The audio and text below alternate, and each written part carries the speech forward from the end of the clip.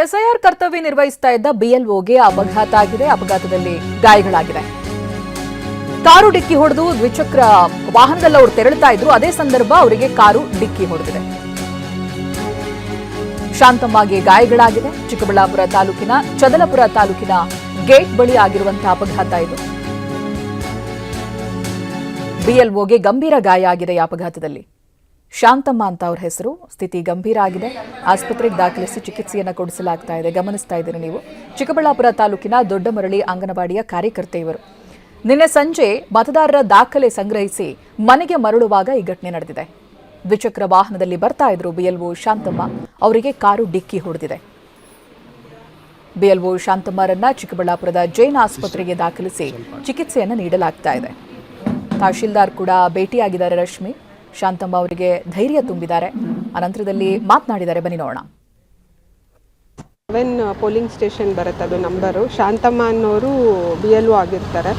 ನಮ್ಮ VA ಬಂದು ಪ್ರಕಾಶ್ ಅನ್ನೋರು BLO ಸೂಪರ್ವೈಸರ್ ಆಗಿರ್ತಾರೆ. ನಿನ್ನೆ ಸುಮಾರು ಸಂಜೆ ಒಂದು 6 ಗಂಟೆ ಅಷ್ಟರಲ್ಲಿ ಘಟನೆ ಆಗಿದೆ ಅಂತ ಮಾಹಿತಿ. ಬಟ್ ಅವರು ಇದರಲ್ಲಿ ಸ್ವಲ್ಪ ವಿಳಂಬ ಆಗಿದೆ ಮಾಹಿತಿ ಕೊಡೋದು ನಮಗೆ. ಬಟ್ ಮಾಹಿತಿ ಬಂದಿದ ತಕ್ಷಣ ನಮ್ಮ BLO ಸೂಪರ್ವೈಸರ್ ವಿಸಿಟ್ ಮಾಡಿದರು ಇಲ್ಲಿ. ಬಟ್ ಆ ಸಮಯದಲ್ಲಿ ICU ಅಲ್ಲಿದ್ದಾರೆ ಅಂತ ಹೇಳಿ ಅವ್ರು ಯೋಗಕ್ಷೇಮ ವಿಚಾರಿಸಿ ಆ್ಯಂಡ್ ನನಗೆ ಗೊತ್ತಿರೋ ಡಾಕ್ಟರ್ಸ್ಗೆಲ್ಲ ಫೋನ್ ಮಾಡಿ ಏನು ಸಪೋರ್ಟ್ ಅಗತ್ಯ ಇದೆ ಅದೆಲ್ಲ ಕೊಟ್ಟಿದ್ದೀವಿ.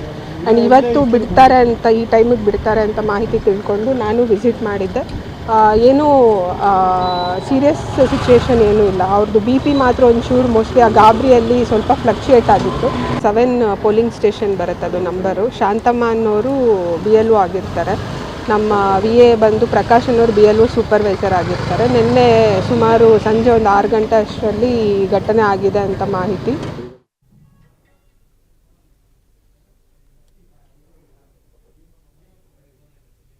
ಪ್ರತಿನಿಧಿ ಭೀಮಪ್ಪ ಪಾಟೀಲ್ ಇದಕ್ಕೆ ಸಂಬಂಧಪಟ್ಟಾಗೆ ಮಾಹಿತಿಯನ್ನ ಕೊಡ್ತಾರೆ. ಭೀಮಪ್ಪ ಪಾಟೀಲ್, ಶಾಂತಮ್ಮ ಅವರ ಆರೋಗ್ಯ ಸ್ಥಿತಿ ಹೇಗಿದೆ? ಜೊತೆಗೆ ಅವ್ರ ಮುಂದಿನ ಡ್ಯೂಟಿ ಎಲ್ಲ ಹೇಗೆ? ಬೇರೆಯವ್ರಿಗೆ ಅದನ್ನ ಹಸ್ತಾಂತರ ಮಾಡಿದಾರಾ ಹೇಗೆ ಭೀಮಪ್ಪ? ಚೈತ್ರ, ಹೌದು. ಈ ಚಿಕ್ಕಬಳ್ಳಾಪುರ ತಾಲೂಕು ದೊಡ್ಡಬಳ್ಳಿಯ BLO ನಿನ್ನೆ ಸಂಜೆ ಚಿಕ್ಕಬಳ್ಳಾಪುರ ತಾಲೂಕು ಚದಲ್ಪುರ ಬಳಿ ಒಂದು ಮತದಾರ ದಾಖಲೆಗಳನ್ನ ಸ್ವೀಕರಿಸಿ ವಾಪಸ್ ಹೋಗುವ ಸಂದರ್ಭದಲ್ಲಿ ಕಾರನ್ನು ಇವರ ಸ್ಕೂಟಿ ಡಿಕ್ಕಿ ಹೊಡೆದಿದೆ. ಅದರ ಪರಿಣಾಮ ಈಗ ಅವ್ರಿಗೆ ಬೆನ್ನು ಮತ್ತು ಕೈ ಮತ್ತು ತಲೆಗೆ ಸ್ವಲ್ಪ ಏಟಾಗಿದೆ. ಹಾಗಾಗಿ ಅವರು ಶಾಂತಮ್ಮರನ್ನ ಈಗ ಚಿಕ್ಕಬಳ್ಳಾಪುರದ ಜೈನ್ ಆಸ್ಪತ್ರೆಯಲ್ಲಿ ದಾಖಲಿಸಿ ಚಿಕಿತ್ಸೆ ಕೊಡಲಾಗ್ತಿದೆ.